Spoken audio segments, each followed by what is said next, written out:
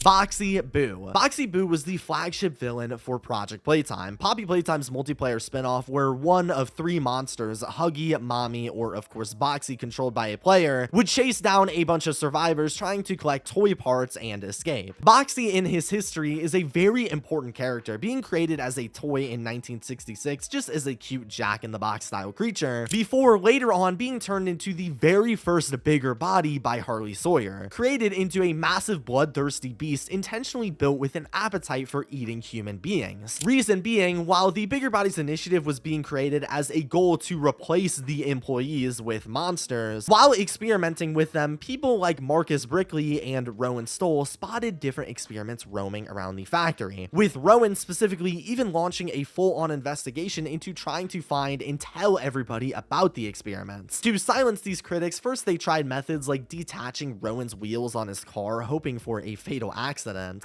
4 days ago, somebody's happened with my car.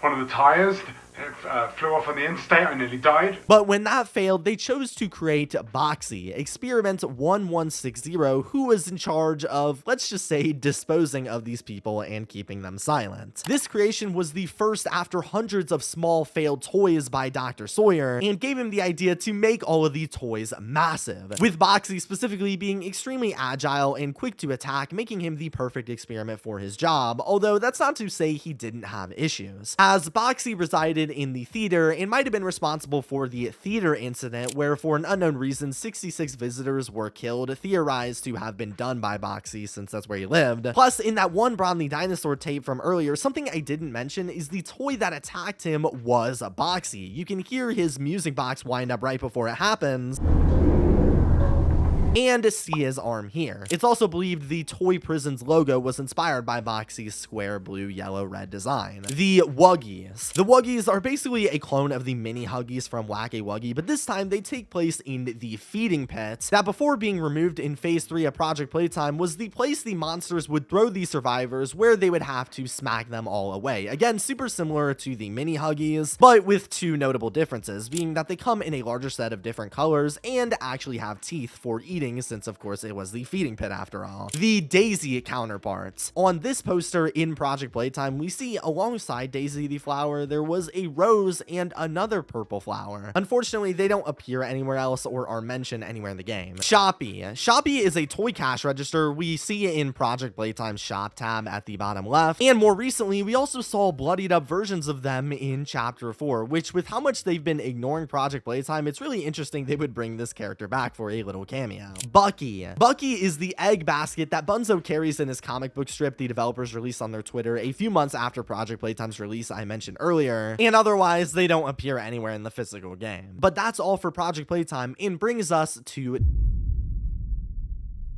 Smiling Critters. The Smiling Critters are a set of 8 characters with positive leadership traits being inspired by Care Bears who work similarly, including Bubba Bubbafint, the smart elephant of the group, encouraging the others to be mindful and smart with their choices. Bobby Bear Hug, the loving bear, shows kindness and love for everyone. Crafty Corn is a creative unicorn who loves to draw and is a little shy. Kickin' Chicken is the cool, calm, and collected chicken of the group. Dog Day is the positive dog of the group, focused on friendship and being a leader, also being the leader of the Smiling Critters himself. There's Picky Piggy, the pig who focuses on eating healthy, Hoppy Hopscotch, the energetic bunny who loves to be enthusiastic, and then there's Catnap, the cat focused on sleep and making sure everybody gets enough of it. The critters all got their own cartoon for one season to promote the actual plush line, a set of stuffed animals who spewed out their own unique relaxing scents out of their mouth meant to help calm down rowdy children, which, despite the ambition, all ended up being extremely unsuccessful, as children found the cartoon to be horrifying, specifically with Catnap, the silent critter who creepily spit a mysterious red gas in the show. And as for the plushies, behind the scenes at Playtime Co, they were developing their own real-life red smoke, some kind of intense sleep gas that was built to be sent throughout Home Sweet Home to control when all of the children were sleeping aggressively. However, at some point, this red smoke was found inside of the actual plushes of the real catnaps and were sent out to children commercially, causing a massive public controversy where children with the catnap plush were experiencing intense night terrors and nightmares, leading to their public recall, ruining the reputation of the critters. In game though, and in the factory, we still see all of these smiling critters as mini alive plushes, some of which roam the playhouse eating anything in sight, with some others being found in the safe haven of chapter 4 and actually being friendly. There was also supposedly bigger bodies of every single smiling critter, but as of right now we only know of 4, starting with Catnap.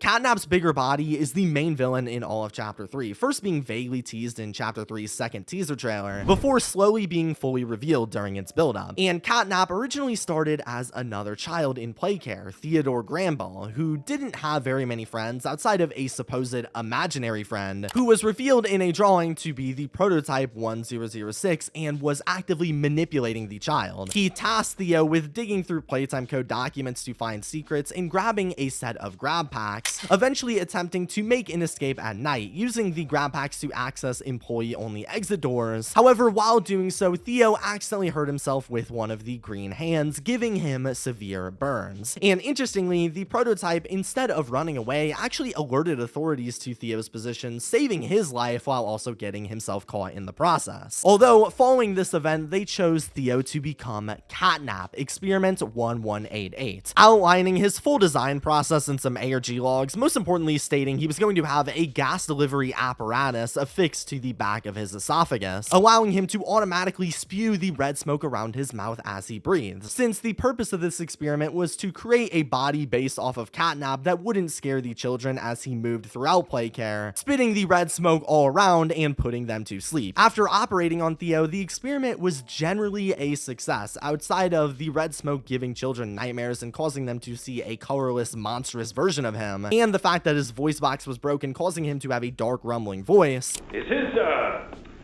voice thingy still broken?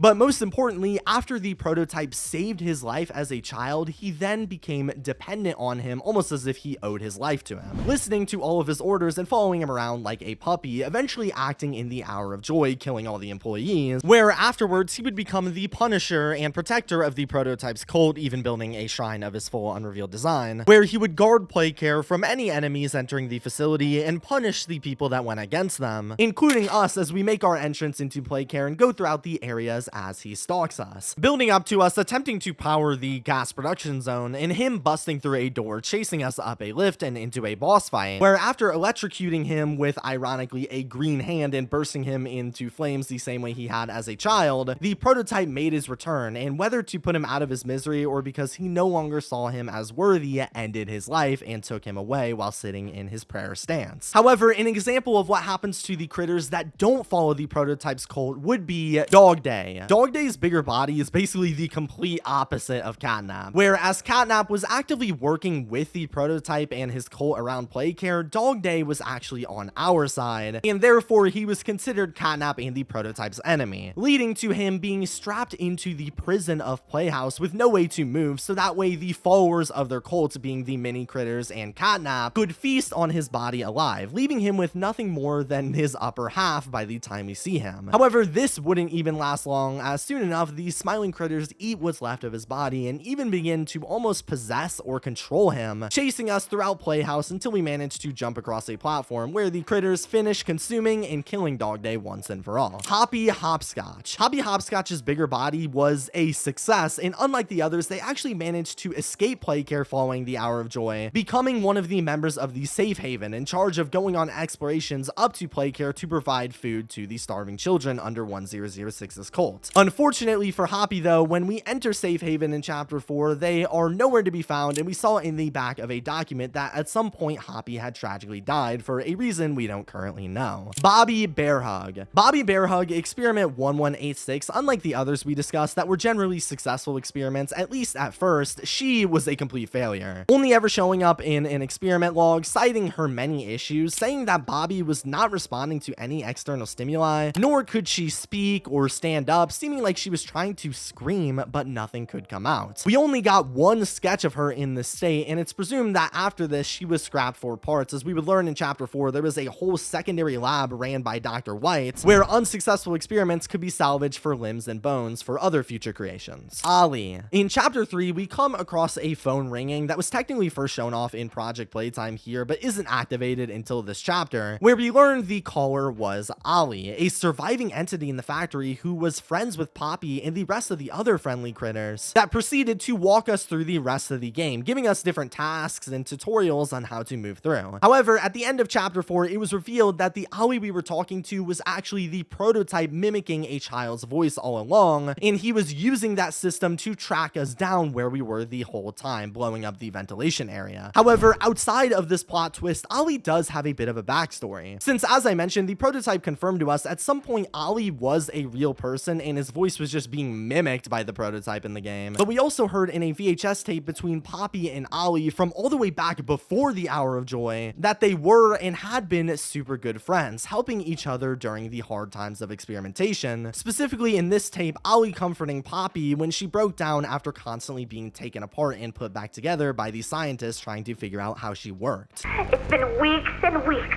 of taking things out and putting them back in and taking things out and putting them back in. But you know what scares me more than anything, Ollie? It scares me that every time they do it, every time they peel me open, I feel it less. I'm nothing now, Ollie. You're not nothing to me. You're Poppy. I'm here, Poppy.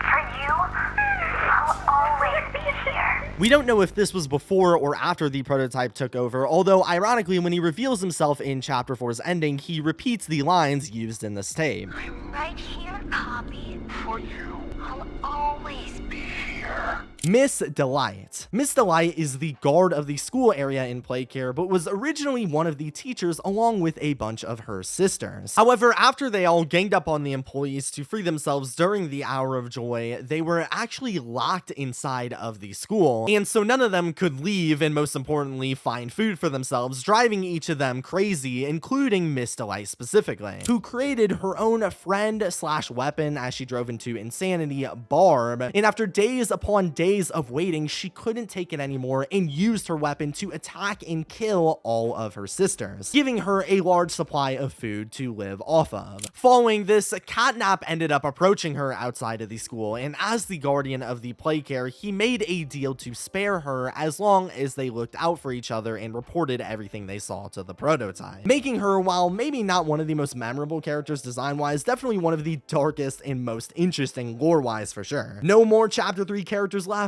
bringing us to the next chapter.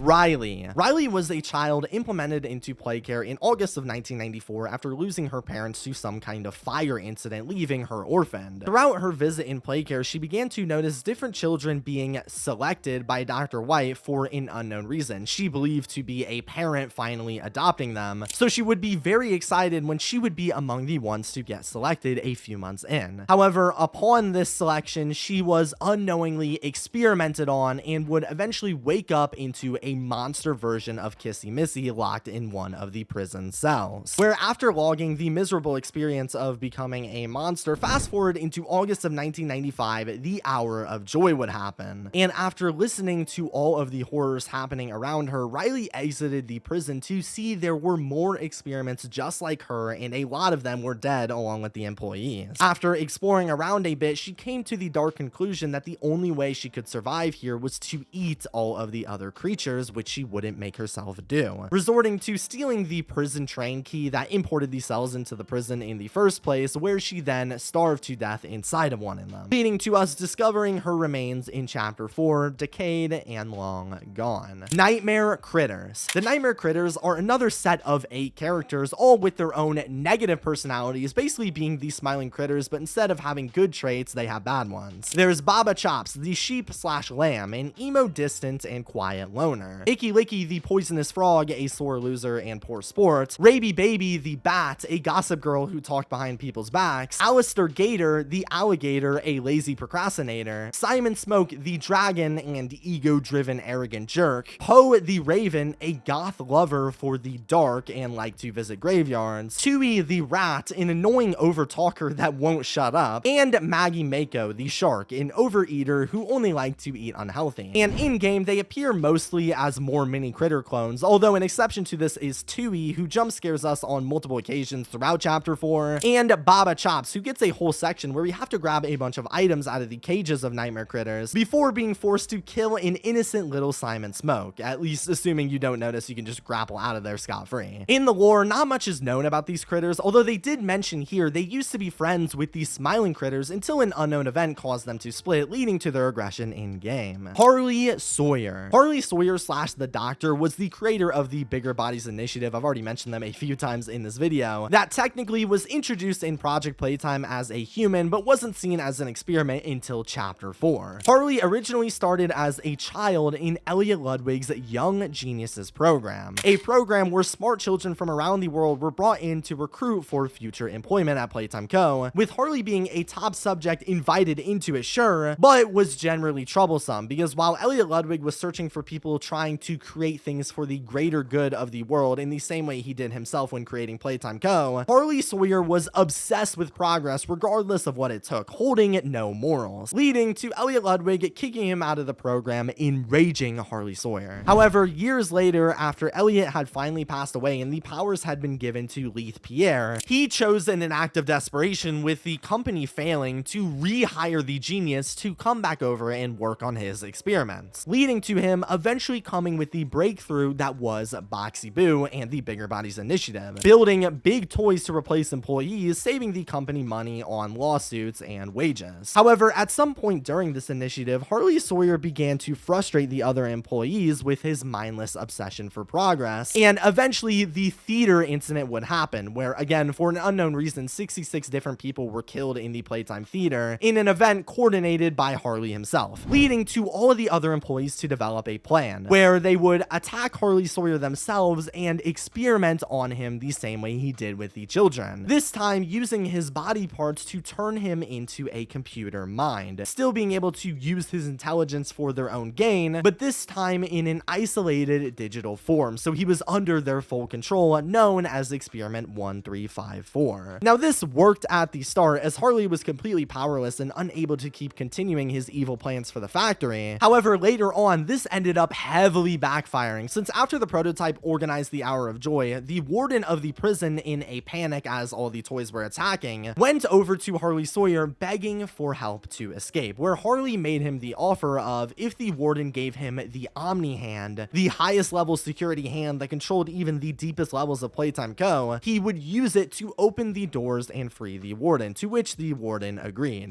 The Omni Hand. If you give it to me, I can get you anywhere. I'll have control over everything. I can shut some doors, open others. I can make you a pathway that leads right to the exit. I'm giving you the tool. Just get me out of here. Please. Of course.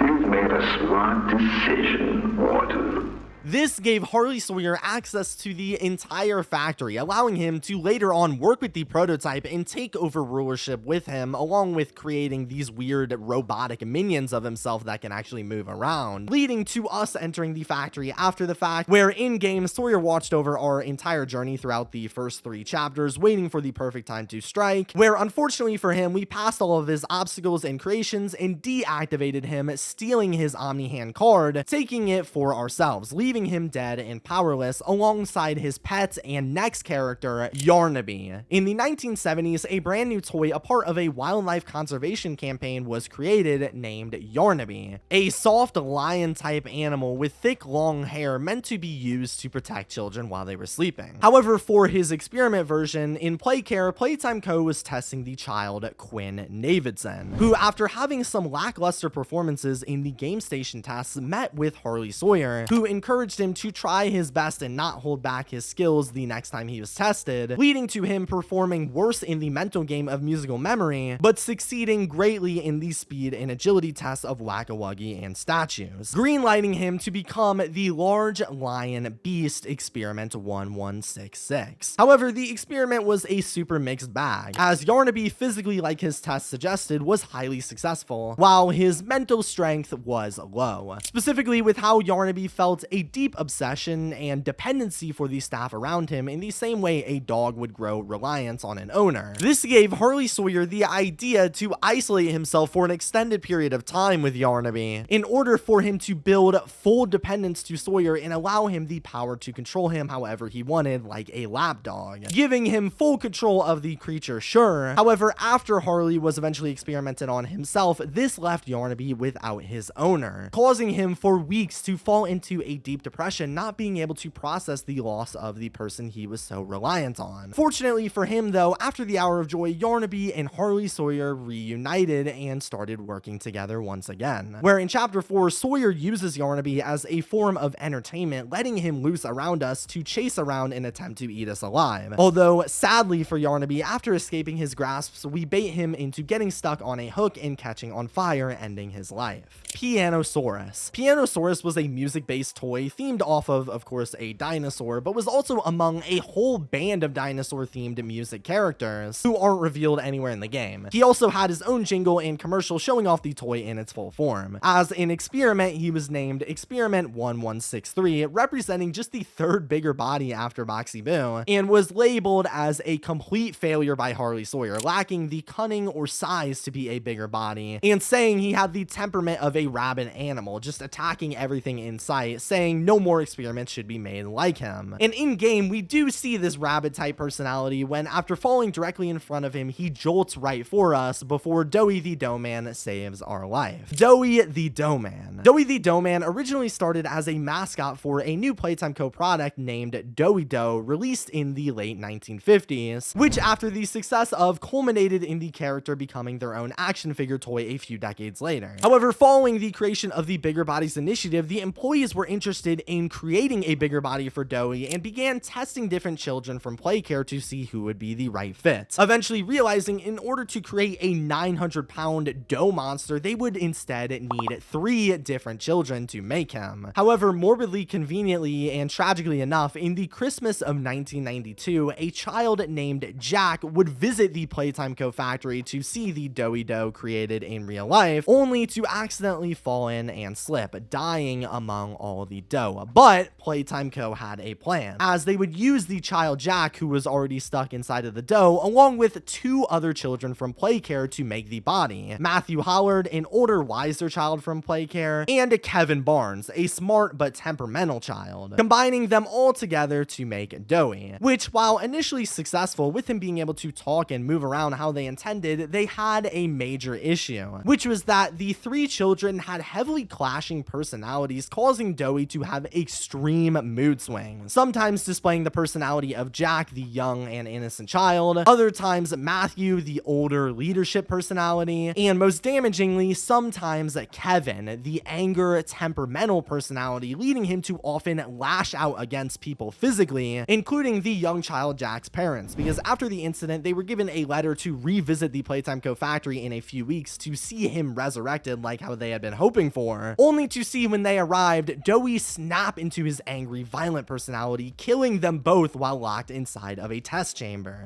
George, that's our boy. Why does he look like that? Who are you? Leave me alone. The gentle voices lie. I know what they do. Hey! Open the door! Please! Open the door! Please!